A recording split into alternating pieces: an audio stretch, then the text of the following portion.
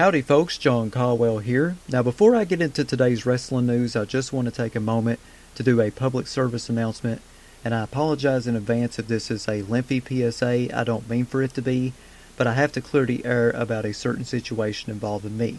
So let's get right into it. This morning I received a notification from Amazon informing me that a brand new review was posted about Jammin John's wrestling news. So I went to go check it out, and this review is from March the 14th, literally 2 weeks ago. And I'm reading it, and unfortunately it's a very dishonest and disfavorable review. Not only is it dishonest and disfavorable, but it's filled with false information about me. And it really worried me because new listeners could see this review and be turned away easily because of it. So I want to take a moment to just clear everything up and let you guys in on the true story. So let's go ahead and start off by reading this review that was posted. The title of the review is, I Just Want Wrestling News. I was enjoying this app and tolerated all the frequent and lengthy, often longer than the actual news portion, non-wrestling commentary about everything other than wrestling. But I finally reached my threshold. The final straw came when Jon detailed all the information relating to his wisdom tooth ordeal. I'm really sympathetic and I'm glad everything worked out in the end, but a program about wrestling news isn't the place for a long detailed description about an infection complete with visuals like pus. I listen to my Echo News briefings in the morning while eating breakfast. No one wants to hear about pus and infection while eating. No thanks. If you want wrestling news in a nice condensed format on your Echo, look elsewhere. Okay, so let's clear all this up. How boring would it be if I only talked about wrestling news on my podcast? I have a fan base that cares about me. Being the sincere guy that I am, I like to tell my fan base what has been going on in my life when I go a few days without making a new episode. I just don't cater to one person. I cater to almost 2,000 people who own an Amazon Echo device, plus who knows how much on other platforms like Spotify and iTunes and stuff like that. I believe it would be ridiculously boring and cold to not let you guys in on certain things happening in my life when there hasn't been a new episode in about a few days to a week. Second, I never talked about pus or infection when I described my near-death experience last month. I also never had an infection. I had a clotting problem on the right side of my mouth. What I did describe was how I lost a lot of blood, and the only truly nasty thing I described was fleshy stuff, which was my gums attempting to clot. While I still admit that me talking about my near-death experience was a little bit lengthy, 13 minutes and 45 seconds out of that 22-minute episode, I will also admit that I was scared of complications at the time and I was traumatized. I had never experienced near-death before and it traumatized me and I had to get it out of my head. Whether you wanted to listen to my story or not was up to you, but to go and leave false information about that episode and false information on my situation and what I do on my show is disheartening. Also, at the time before the episode with the story of my near-death experience was uploaded, I hadn't uploaded an episode in over a week because I was too determined to get better and feel like myself again. I also do not frequently discuss longer than usual non-wrestling commentary. Again, I will discuss non-wrestling commentary if I haven't done an episode in a while, as with that February 7th, 2019 episode of JJWN, or if there's a huge tragedy that has happened in the world, like the New Zealand tragedy just recently, because I have a friend in New Zealand that is a wrestling fan that listens to me. So that's the only time I really do non-wrestling commentary. Other than that, I very rarely do it. So in conclusion, I diagnosed that to you, the guy that posted this review, you like to eat breakfast in the AM. Well, someone must have pissed in your cereal when you decided to write this review about me. You say to look elsewhere for wrestling news. Well, maybe you can find someone who is not as genuine or sincere as me. May I suggest an opinion-injected Mark podcast? You rarely find my opinion on my wrestling news podcast. Also, why did it take you so long to post this? This was back in February, early February might I add. Why did you wait till March the 14th to write this? Why couldn't you write that like all the way back then? I have been doing nothing but wrestling news and just wrestling news alone since then. Why would you post that in the middle of March? That makes no sense.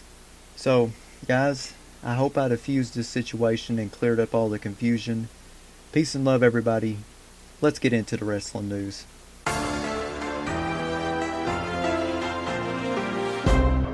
Live from Hazard, Kentucky, this is Jammin John's Wrestling News. Here's your news for Thursday, March 28, 2019.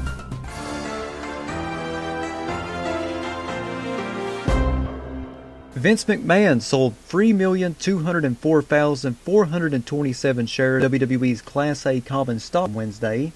In the SES filing, it was noted that Mr. McMahon executed the sale primarily to fund a separate entity from the company, Alpha Entertainment LLC, which is the parent company of the XFL. In an interview with SkySports.com, Mick Foley gave praise to Becky Lynch by saying, "I believe her time has come. Becky Lynch has succeeded in becoming the biggest name in our business, and I think that's great. She's a good friend, she's a wonderful person, and it couldn't happen to a nicer lass. I go back to my messages about 8 or 9 months ago, and when she came to me for some advice, I told her to be patient and to be ready. Then when she got the opportunity, she ran with it like nobody I've ever seen," like Stone Cold Steve Austin. The WWE announced the following today: Yolanda Adams to perform America the Beautiful at WrestleMania. The WWE has announced that Grammy Award-winning gospel singer Yolanda Adams will perform America the Beautiful, kicking off WrestleMania 35 on Sunday, April 7th at MetLife Stadium and streaming live around the world on WWE Network at 7 p.m. Eastern Time, 4 p.m. Pacific Time. Known as the First Lady of Modern Gospel, the Houston native has sold over 12 million albums worldwide and was the host of the Yolanda Adams Morning Show. She has won 5 Grammy Awards, 16 Stellar Gospel Music Awards, 4 Gospel Music Association's Dove Awards, 1 American Music Award, 7 NAACP Image Awards, 1 Soul Train Music Award, and 5 BET Awards. Additionally, Adams was named by Billboard as the #1 gospel artist of the last decade. Tune in to see Yolanda Adams perform at WrestleMania on Sunday, April 7th, streaming live on WWE Network at 7 p.m. Eastern Time, 4 p.m. Pacific Time. WWE announcer JoJo, who has taken a leave of absence from the company, revealed on Instagram that she has been pregnant. Her and Bray Wyatt are expecting in June. JoJo wrote on Instagram, "I'm so excited to announce baby Nash coming this June. This has been the most beautiful, incredible experience of my life so far. I'm so happy that I was able to use this time to enjoy this privately, but now I'm ready to share it with you all. I could not be happier. This truly has been the biggest blessing, and words cannot explain how ready and excited we are to meet you, my little man. I love you more than you'll ever know. Oh, and WWE Universe, we will be back when the time is right." Triple H participated in a conference call and discussed Vince McMahon's role with the NXT brand. Here are a few highlights courtesy of Sean Ross Sapp of Fightful.com. Triple H said that they knew about Ciampa's injury heading into the main roster, and they hoped to get him exposure ahead of the absence. But it couldn't be delayed any longer, and it derailed plans. The WWE knew the length of time Ciampa would probably be out. His injury and situation went from manageable to one that couldn't be managed. It progressively got worse. Triple H also said no main roster call-up happens without Vince's approval. There is no discussion of NXT needs this, so you can't call him up. Triple H also said it's a creative effort as part of a team to come up with a bunch of suggestions.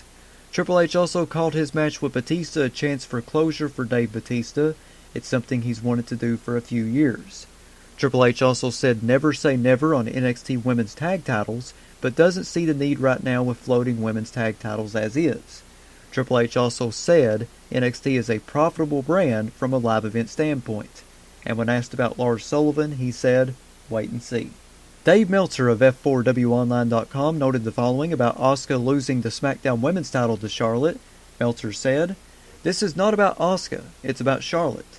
The women's champion could have been Asuka, it could have been Naomi, it could have been Carmella. It doesn't matter who the SmackDown champion would have been. They want the horsewomen closing out the show as champions at WrestleMania. So whoever was the SmackDown champion was losing that title to Charlotte. Don't make a bigger deal about it than it is, because it's not a big deal at all."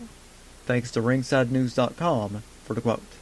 Speaking of Dave Meltzer, according to him, Mandy Rose was originally scheduled to win the #1 Contenders match on SmackDown and face Asuka for the SmackDown Women's title at WrestleMania 35.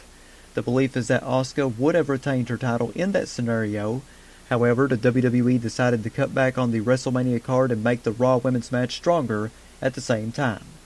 Regarding the Raw Women's title match, Dave Meltzer noted that the current plan is for the match to set up a clear direction for next year's WrestleMania, but Vince McMahon could easily change his mind between now and then.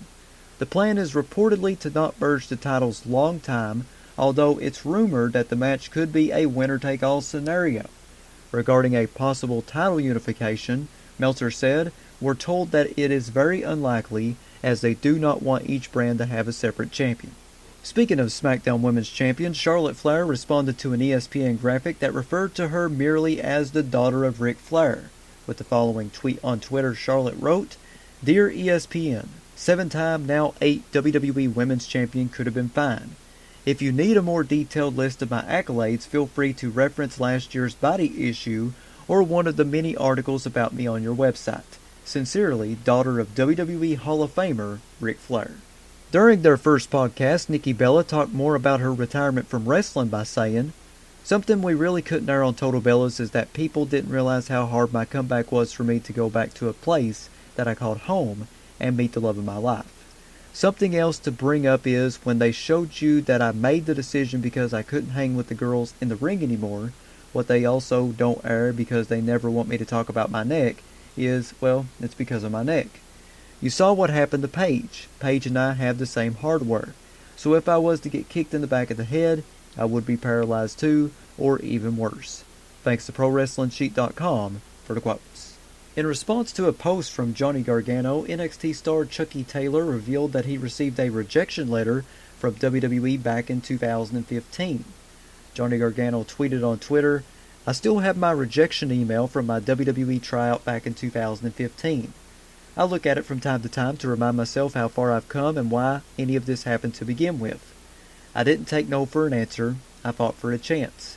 But I couldn't do this by myself. It didn't matter if it was a dark match in Full Sail or my first takeover at the Barclays Center. You changed Johnny Wrestling. You believed in me, and they listened. We fought together to make any of this happen. We would fight to make one last dream come true in New York." Chuck Taylor responded back to Johnny's tweet by posting a picture of part of his rejection letter from WWE, saying, "I hope you are well. I wanted to follow up per our conversation at the end of your tryout. WWE does not have an opportunity for you in our developmental system. Future opportunities may be available in the form of a Rhino-type loop/shot as the NXT TV and touring brand evolves. Please keep me updated on your contract status so we know if you are available for such opportunities. Thanks again for your effort." ProWrestlingSheet.com is reporting that Dustin Rhodes' WWE contract recently expired, and he is set to become a free agent after his 90-day no-compete clause runs out. There has been speculation about Dustin joining his brother Cody in All Elite Wrestling, and there was even a tease in the latest edition of Road to Double or Nothing. Now, despite this news getting out on ProWrestlingSheet.com, Dustin Rhodes tweeted on Twitter about the situation by saying, "I am still under contract with the WWE, and everything that is being said online is just talk and complete BS. This is exactly why I hate smart marks." And finally, here on Jammin' John's Wrestling News, in a recent Facebook post, Kurt Angle addressed his final match at WrestleMania 35 by saying, "WrestleMania is around the corner. My very last match. I know it's not the old Kurt Angle everyone has wanted, but I'm proud knowing it's the new Kurt Angle that's been clean for almost 6 years. Thank you for all those who have been supporting me through the good and the bad. I love you all." I definitely love you too, Kurt. That is your news for Thursday, March 28th, 2019. Check back here tomorrow for another Jammin' John's Wrestling News Flash Briefing on Amazon Alexa devices, Spotify, YouTube, Stitcher, and iTunes. Follow me on Twitter at Jon Colwell, JonColwell. Follow me on Instagram, The Jammin' John.